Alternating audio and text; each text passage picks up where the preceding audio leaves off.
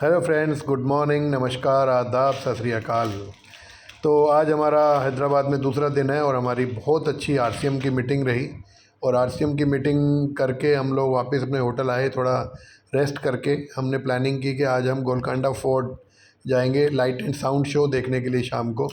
तो हम लोग जैसे निकले वहाँ से तो गोलकोंडा फोर्ट हम लोग पहुँचे शाम को, और बहुत अच्छे से, इतना अच्छा वहाँ पर माहौल था। और वहाँ देखा हमने, पूरी हिस्ट्री हमें समझ में आई पूरे लाइट एंड साउंड शो में। और हमने आपके लिए पूरा light and sound show record किया है।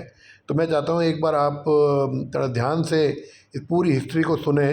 और जिसमें बताया गया है कि हैदराबाद की कैसे फॉर्मेशन हुई, कैसे ये इतनी बड़ी लेक जो है, मैन मेड लेक जो हमने कल आपको दिखाई, वो लेक कैसे बनी, और पूरी हिस्ट्री हमें इस गोलकोंडा फोर्ट के लाइट एंड साउंड शो में देखने को मिली। और हमने तो बहुत अच्छे से इसको एंजॉय किया। तो मुझे लगा कि जो मैंने ये चीज़ देखी है तो आपको भी दिखाऊं। तो हमने ये देखिए, अभी बहुत सुंदर लाइटिंग यहाँ पर हुई है। हम लोग काफ़ी देर यहाँ पर बैठे रहे और उसके बाद में जब हमारा लाइट एंड साउंड शो शुरू हुआ, फिर हमें अंदर एंट्री मिली और हमने पूरा ये शो देखा। और बस अभी ये शो थोड़ा शुरू होने वाला है और बाहर काफ़ी अच्छा हम लोगों ने फ़ोटोग्राफी की, लाइटिंग्स देखी, और ये शो शुरू हो गया है। आप देखिए और एंजॉय कीजिए।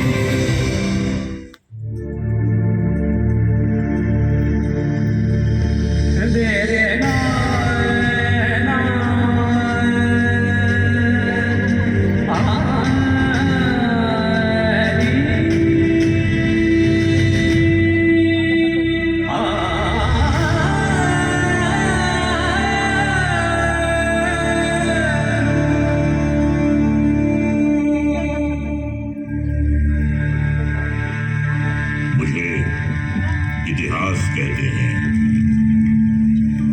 ऊंचे मीनारों में, मोटी दीवारों में, महलों की रंगत में, महफिलों की संगत में मैं हूं, मेरा जिक्र है।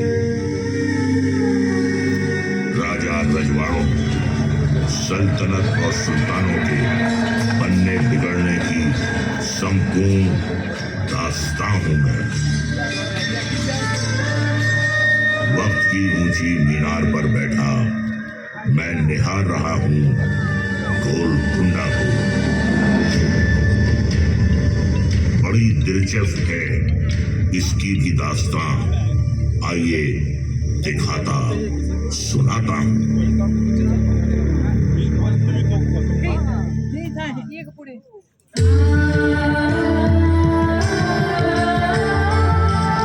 गोलकोंडा नाम दिलचस्प है और इतिहास तो और भी ज्यादा। गोल्लाकोंडा तेलुगु में इसका अर्थ हुआ चरवाहों की पहाड़ी। इसी से नाम पड़ा गोलकोंडा।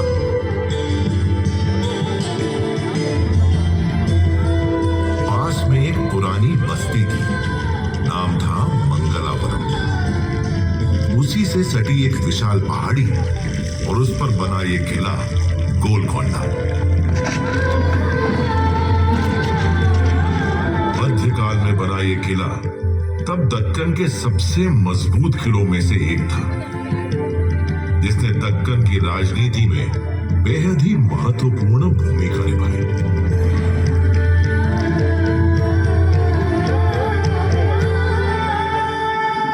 सदी 12वीं थी। आज का तेलंगाना तब तेलिंग कहलाता था, जिसकी राजधानी थी ओरुगालु। शासक थे काकतीय राजा। गोलकोंडा तब उन्हीं काकतीय राजाओं के अधीन आता था। काकतीय यहाँ के मूल हिंदू शासक थे और अपने समय में बेहद शक्तिशाली थे।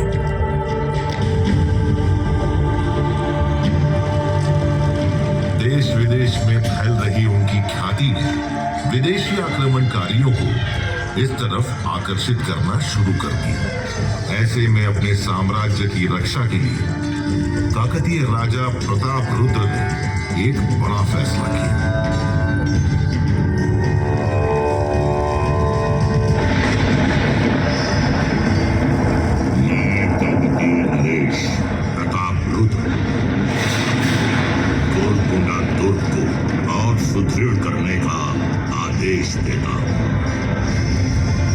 ऐसा होने से ये दुर्ग देवगिरी की ओर से होने वाले आक्रमणों से निसंदेह हमारी रक्षा करेगा और शत्रु को मुंह तोड़ प्रत्युत्तर देने में हम अत्यधिक सक्षम होंगे।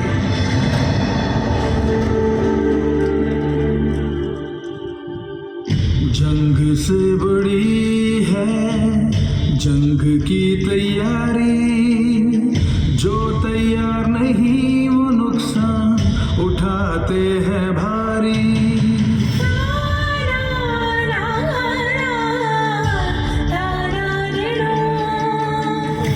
जंग से बड़ी है जंग की तैयारी, एकजुट रहेंगे तो पड़ेंगे हम भारी।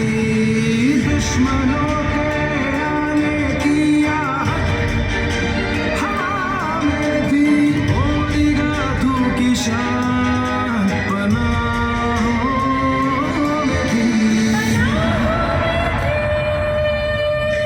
राजा ने किया एक फरमान जारी,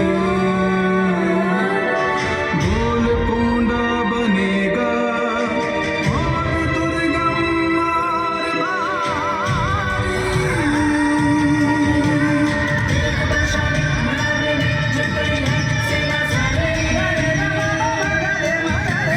क्योंकि जंग से बड़ी है जंग की तैयारी, जंग से बड़ी है जंग की तैयारी, जो तैयार नहीं नुकसान उठाते हैं भारी।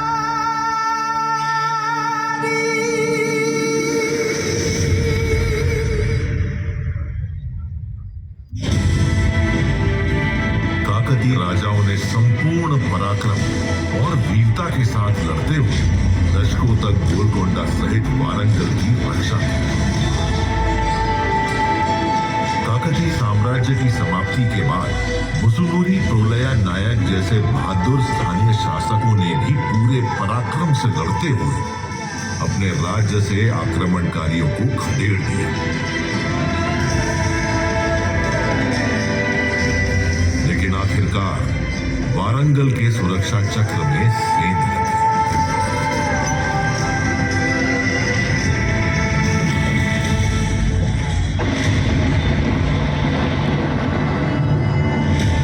वक्त ने एक बड़ी करवट ली। दिल्ली सल्तनत के एक वजीर अलाउद्दीन हसन बहमन शाह ने दक्कन में बहमनी सल्तनत की नींव रख दी।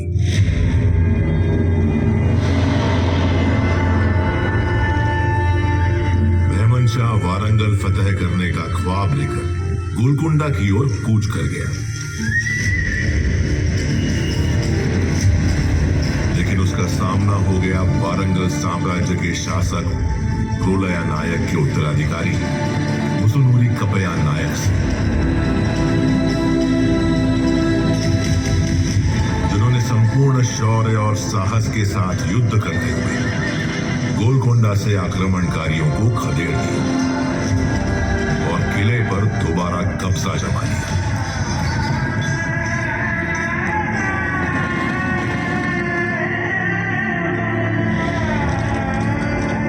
सिर्फ 2 दशक ही बीते थे, रेचलरा पद्मनायक राजा अनपोटा नायक ने बहमनी सेना की मदद से मुसुनूरी कपया नायक की हत्या कर दी। उसके बाद बहमनी सुल्तान महमूद शाह ने गोलकोंडा के साथ साथ वारंगल पर भी कब्जा कर लिया और इस तरह वारंगल और गोलकोंडा पर हिंदू राजाओं के प्रभुत्व का अंत हो गया।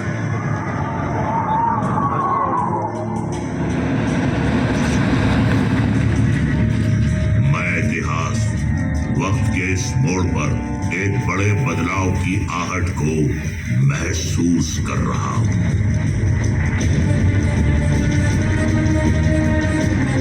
14वें बहमनी सुल्तान महमूद शाह के दरबार में दूर देश पर्शिया यानी ईरान के हमदान शहर से कुली कुतुब शाह का आगमन होता है।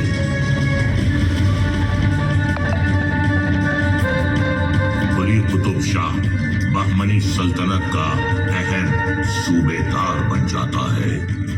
काबिलियत ऐसी कि 7 साल में ही उसे वारंगल का कुतुब उल मुल्क यानी गवर्नर बना दिया जाता है।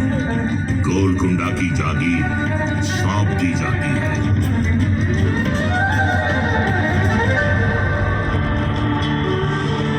वक्त के पन्ने पर गोलकुंडा एक नया हस्ताक्षर करता है। बहमनी शासन का अंत हो जाता है। कुली कुतुब शाह खुद को गोलकोंडा का नया सुल्तान घोषित कर देता है।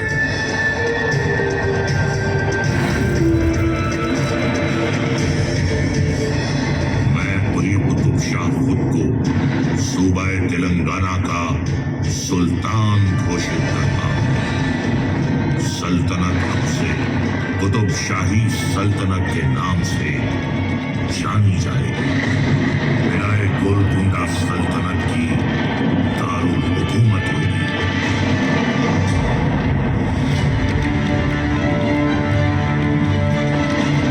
सुल्तान कुली कुतुब उल मुल्क के साथ ही तेलंगाना में कुतुब शाही सल्तनत की नींव पड़ गई। सुल्तान कुली ने गोलकोंडा को अपनी राजधानी बनाई, किले का सौंदर्यीकरण कराया और नाम रख दिया मोहम्मद नगर।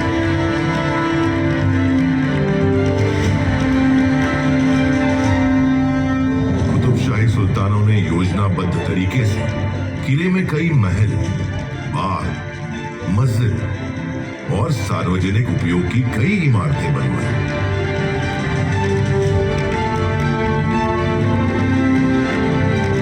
7 किलोमीटर के दायरे में फैले इस किले में 8 दरवाजे हैं। प्रवेश द्वार बाला हिसार के आगे दीवार खास और दरबार है। उसके बाद सुल्तान का निवास और रानी का महल है।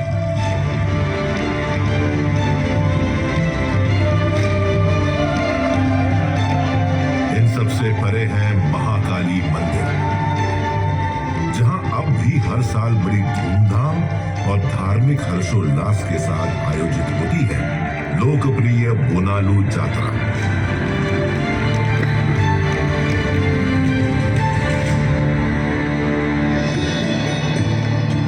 सुल्तान कुली के बाद उनके तीसरे बेटे जमशेद कुली कुतुब शाह सुल्तान बन बैठे।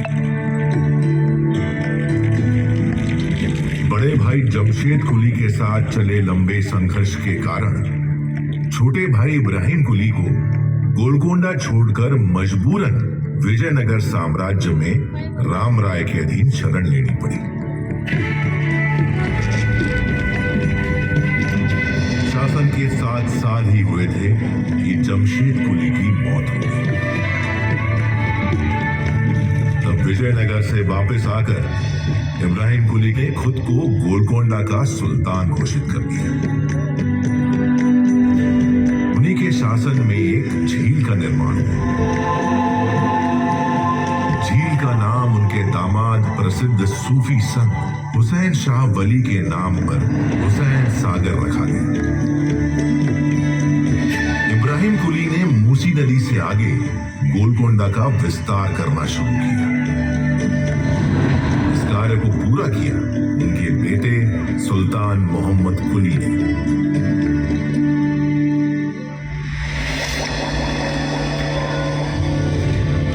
फारसी और दक्कनी साहित्य के अलावा तेलुगु भाषा से भी सुल्तान इब्राहिम का गहरा लगाव था।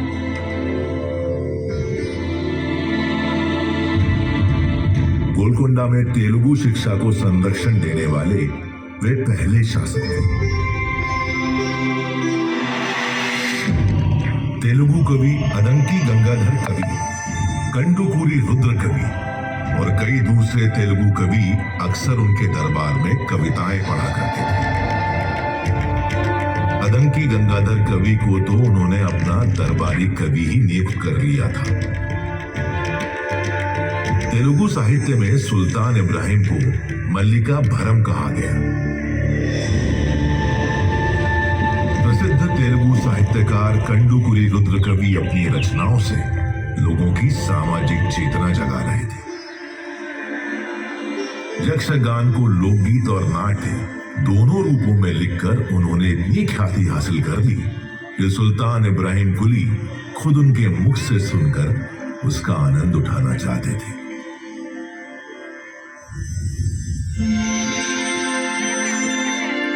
इब्राहिम कुली कुतुब शाह के पुत्र हुए मोहम्मद कुली।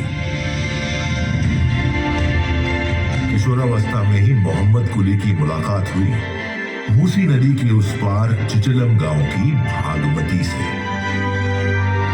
दोनों का प्रेम परवान चढ़ने लगा।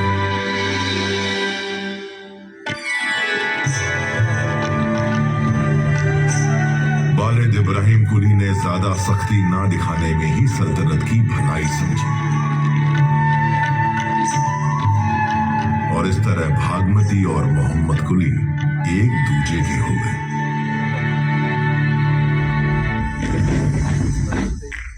इब्राहिम कुली कुतुब शाह का इंतकाल हो गया।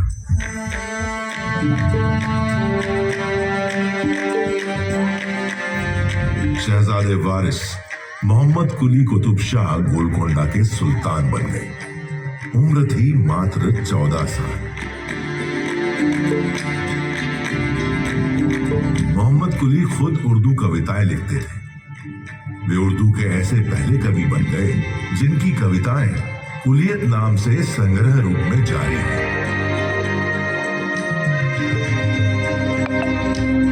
वास्तुकला की इस्फहानी शैली का प्रयोग करते हुए मोहम्मद कुली ने शहर हैदराबाद बसाया। ईस्वी सन 1591 में चार कमान प्लाजा के बीच विश्व प्रसिद्ध चार मीनार की तामीर करवाई। 11 सुंदर बाग लगवाए और शहर का नाम दिया भागनगर।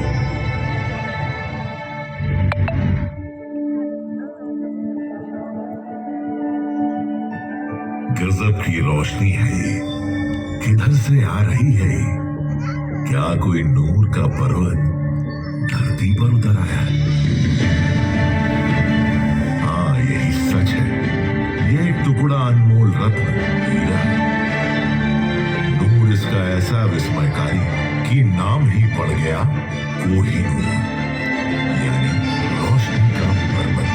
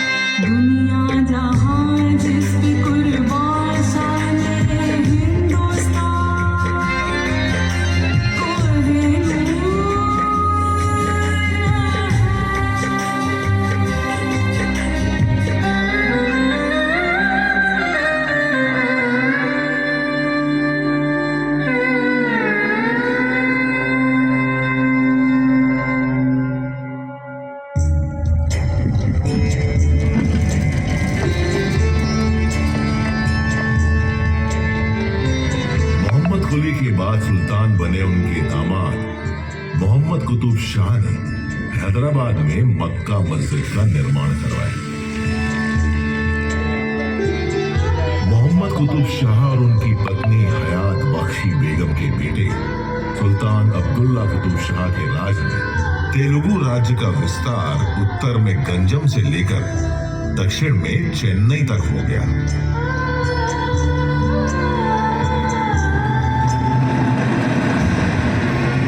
इसी बीच मुगल बादशाह शाहजहां का बेटा औरंगजेब दिल्ली से आकर दक्कन साम्राज्य का गवर्नर बन बैठा।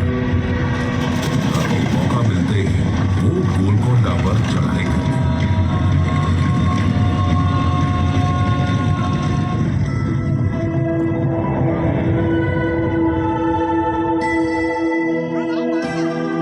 बल से हारे औरंगजेब ने छल का सहारा लिया।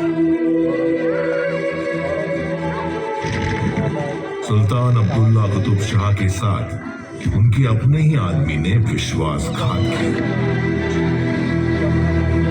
औरंगजेब ने सुल्तान को बंदी बनाकर उन्हें उनके ही किले में ही कैद कर दिया।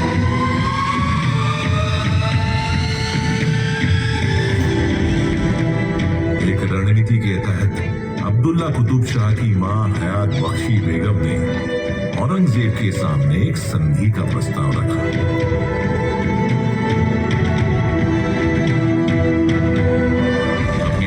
और गोलकोंडा पर राज करने की एवज में अब्दुल्ला कुतुब शाह ने औरंगजेब के बेटे मोहम्मद सुल्तान को रामगीर की जागीर दे दी और उसे अपना दामाद भी कबूल कर लिया।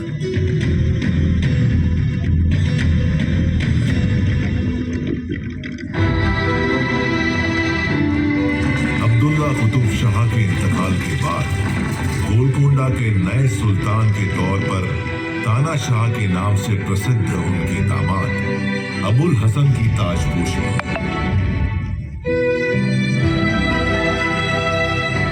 अबुल हसन ने शासन के महत्वपूर्ण पदों पर काबिल और सक्षम हिंदू मंत्रियों की नियुक्ति की। उन्हीं में से दो सगे ब्राह्मण बंधु थे, अक्कन्ना और मदन्ना।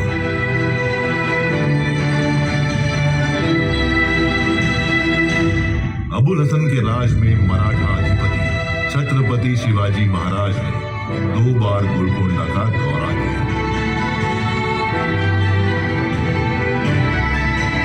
पहले सन 1672 में, फिर सन 1677 में।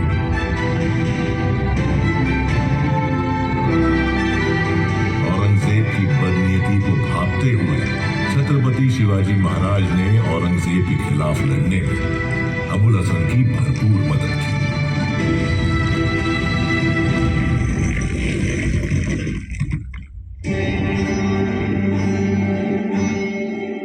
सुल्तान अबुल हसन ने अपनी प्रजा से सीधा संवाद बनाना शुरू कर दिया।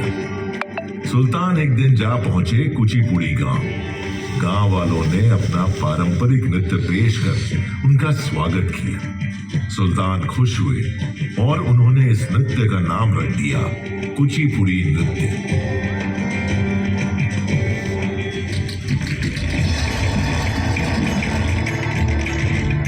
मदन्ना के भतीजे कनचरला गोपन्ना को भद्राचलम का तहसीलदार नियुक्त किया गया। भगवान श्री राम के अनन्य भक्त कनचरला गोपन्ना ने भद्राचलम में रामचंद्र मंदिर के जीर्णोद्धार में राजकीय खजाने की कुछ रकम खर्च कर दी। इस बात से खफा अबुल हसन तानाशाह ने उन्हें गोलकोंडा किले में कैद कर दिया। कहते हैं तब स्वयं भगवान श्री राम सुल्तान अबुल हसन के सपने में प्रकट हुए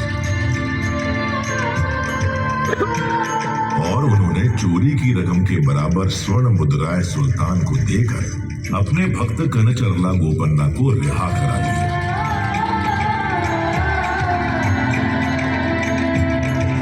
तब से कनचरला गोपन्ना भक्त रामदासू के नाम से प्रसिद्ध हो गए।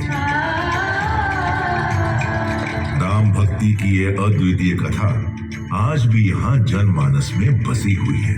रामदासू कीर्तन के नाम से प्रसिद्ध उनके भक्ति गीत कर्नाटक संगीत का महत्वपूर्ण हिस्सा बन गए।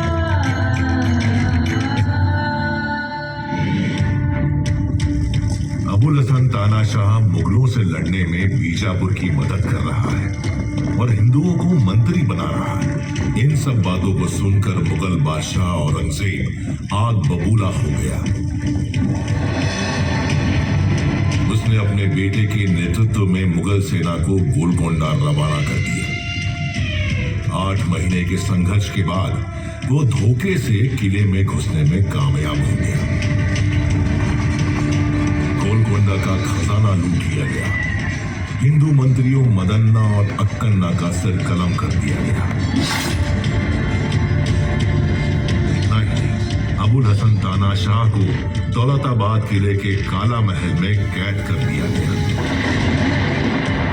जेल में ही उनकी मौत हो गई और इसी के साथ कुतुब शाही वंश का अंत हो गया।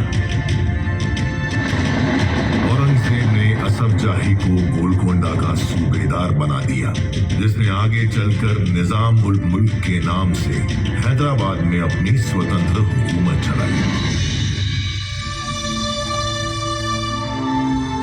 कभी गर्व, गौरव और शानो शौकत की प्रतीक रही गोलकोंडा की दीवारें, मीनारें और इमारतें सदियों तक मुगल हुक्मरानों के दिए घावों को सहलाती रही, सिसकती रही। पर सच ये भी है कि वक्त बड़े से बड़े घावों को भर देता है। राजशाही का समय बीता, सदियां बीती, भारत आजाद हुआ। सितंबर 1948 में हैदराबाद और गोलकोंडा भी असफ जाही शासन से मुक्त हो गए। स्वतंत्र भारत की गणतांत्रिक शासन व्यवस्था ने एक बार फिर मौका दिया गोलकोंडा को मुस्कुराने का।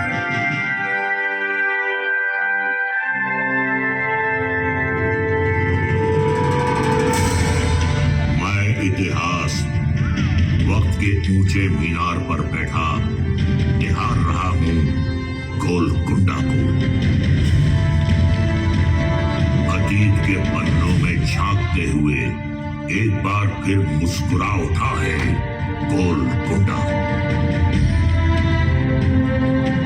गोलकोंडा, जहां वक्त की रेशमी तह पर हिस्सों के मोती गढ़े गए हैं। गोलकोंडा, जिसे इंतजार है सूरज की पहली चमकती किरणों का, जो उतरेंगी ग्रेनाइट पहाड़ियों पर और चमक उठेगा किला गोलकोंडा।